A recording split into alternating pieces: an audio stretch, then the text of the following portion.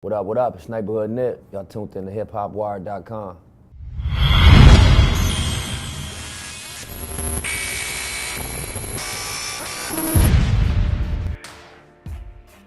I dropped it October 8th. It's about a month and some weeks later now.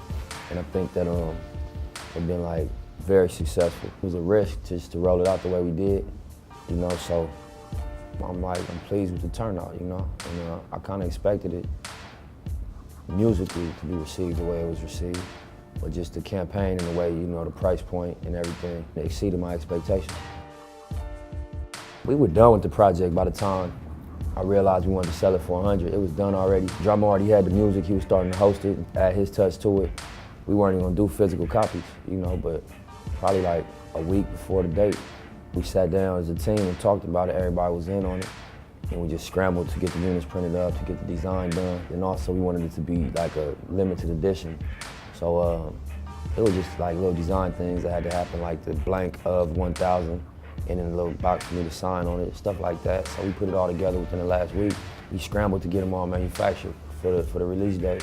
We had to re-up, but we've been doing pop-up shops in different cities, like we did one in Atlanta. We're doing one the 22nd of November at Vinny Styles in Brooklyn. We're gonna do one in London. People just been reaching out like, you know what I mean, this is a dope idea. We wanna, you know, rally your fans in this market. We know you got a lot of people out here supporting. We got a good location. So they've been reaching out and we've been locking them in. I just wanted my demonstration to speak for what we was about. I wanted to demonstrate that we like completely self-sufficient in that respect, that we could do every part of this process. We had a great understanding of each part of the process and that we had something to add.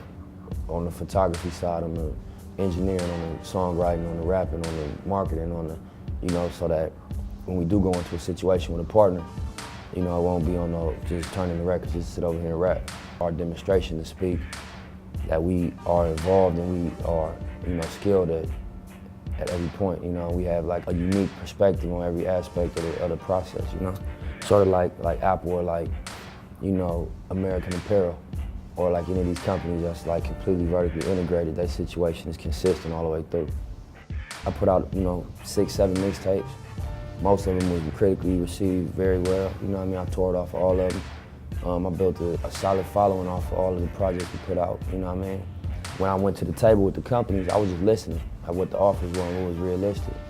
And after just listening to everything, I realized that my idea, what I wanted, was something I had to go build on my own. And we had to do this outside of, you know, label support at this point. There was more work we had to do to warrant what we was asking for, to deserve it. And I felt we deserved it already, but I just had to demonstrate. I wanted them to be beyond a reasonable doubt that, yeah, what we asking for is justified. They kind of let me expose the game to myself. They should have, you know, I think it would have been cheaper last year.